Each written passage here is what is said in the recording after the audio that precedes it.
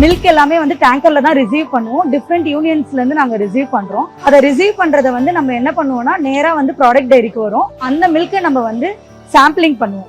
First sample பண்றது என்ன பண்ணுவோம்னா பிளஞ்சர் போட்டு சாம்பிள் பண்ணி லேப்ல டெஸ்ட் பண்ணிட்டு நாங்க ஓகே கொடுப்போம். ஓகே கொடுத்த பிறகு அந்த மில்க் என்ன பண்ணுவாங்கன்னா டிஃப்ரெண்ட் ப்ராடக்ட் ப்ரொடக்ஷனுக்காக எடுத்துக்குவாங்க. ஸோ நம்ம இப்ப என்ன பண்றோம்னா இந்த 3 ப்ராடக்ட்டுமே வந்து இந்த மில்க் டெஸ்ட் பண்ண பிறகு சைலோஸ்ல எடுக்கிறோம். சைலோஸ்ங்கிறது அந்த மில்க் ஸ்டோரேஜ் டேங்க்ல நம்ம வந்து ஸ்டோர் பண்ணிக்கிறோம். இதுலயே நம்ம என்ன பண்றோம்னா ப்ராசஸ் மில்க் சைலோஸ்னு வச்சிருக்கோம், ரா மில்க் சைலோஸ்னு வச்சிருக்கோம்.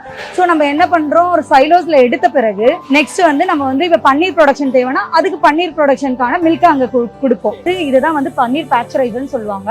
இது வழியா பன்னீர் பேஸ்சரைஸ் ஆகி பால் இது வழியா ஆமா இது வழியா வந்து பேஸ்சரைசேஷன் ப்ராசஸ் முடிச்ச பிறகுதான் நம்ம பன்னீரா மேக் பண்ணுவோம். ஸோ இங்க பன்னீருடைய பேஸ்சரைசேஷன் வழியா போய் பன்னீருடைய டேங்க்ல போயிடும். அதாவது இங்க பால் இங்க வருது, இங்க பாஸ்டரைஸ் பண்ணப்பட்டு அதுக்கப்புறம் அந்த பன்னீர் பண்ற டேங்க்குக்கு போகுது. இங்க இருந்து இங்க வந்து பால் கலெக்ட் பண்றோம். இதுதான் வந்து பன்னீர் டேங்க்.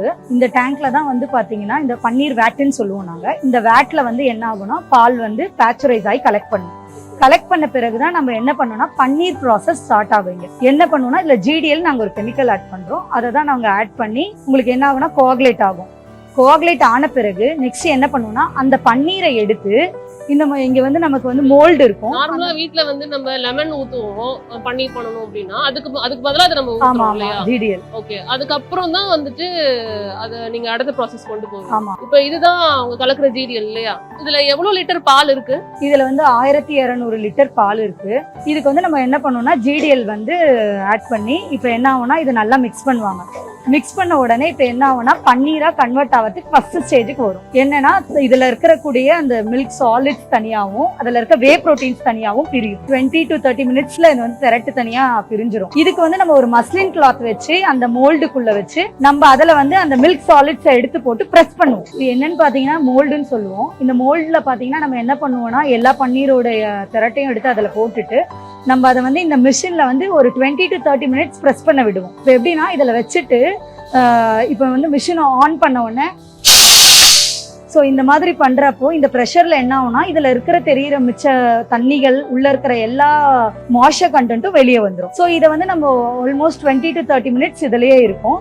இது முடிஞ்ச பிறகு நம்ம என்ன பண்ணுவோம்னா இதை வந்து டைரக்டா சில் வாட்டர்ல ட்ரீட் பண்ணுவோம். ஓகே, இப்போ இது 20 நிமிஷம் இருக்கும்னு சொன்னீங்களே, அது ஒரு பேட்ச் இது இல்லையா? ஆமா, இது ஒரு பேட்ச்க்கு எவ்வளவு கிலோ பன்னீர் ரெடி ஆகும்? அதாவது வந்து நம்ம ஒரு 1200 பால் எடுத்தோம்னா ஒரு 150 கிலோ நமக்கு கிடைக்கும். 1200 லிட்டர்ல இருந்து 150 கிலோ. அதான் நமக்கு நெக்ஸ்ட் மோல்ட வந்து நம்ம வந்து அங்க நம்ம பிரஸ் பண்ண பிறகு நெக்ஸ்ட் நம்ம சில் வாட்டர் டேங்க்ல போடுவோம். இதோட டெம்பரேச்சர் பாத்தீங்கன்னா ஆல்மோஸ்ட் 4 to 5 டிகிரி இருக்கும். அந்த வாட்டரோட டெம்பரேச்சர் எல்லாமே பாஸ்சரைஸ்டு கிளீன் சில்டு வாட்டர்.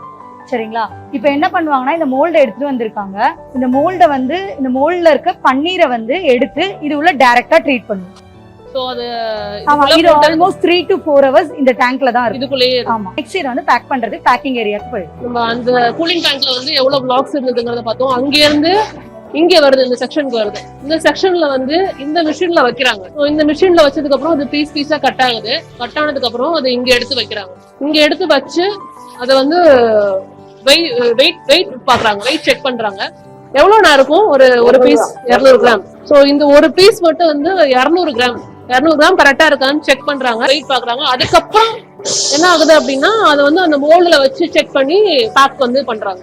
ஸோ இதுதான் நம்ம பன்னீர் வந்து பால்ல இருந்து தனியா வந்து அதை கரெக்டா பிரிச்சு எடுத்து அதை ப்ரெஸ் பண்ணி அதை கூல் பண்ணி அதை கட் பண்ணி பேக் பண்ற வரைக்கும் நம்ம பார்த்துருக்கோம். பேக்கிங்ல அவங்க வைக்கிறாங்க. வச்சதுக்கு அப்புறம் என்ன ஆகுது அப்படின்னா இது வந்து இந்த ராப்பர் மூலமா வந்துட்டு கவர் பண்ணப்பட்டு அதுக்கப்புறம் நம்மளுக்கு பன்னீரா கிடைக்குது. என் கையில இப்ப ஃப்ரெஷ்ஷான பன்னீர், என் கண்ணு முன்னாடி செஞ்ச ஃப்ரெஷ்ஷான பன்னீர் இருக்கு.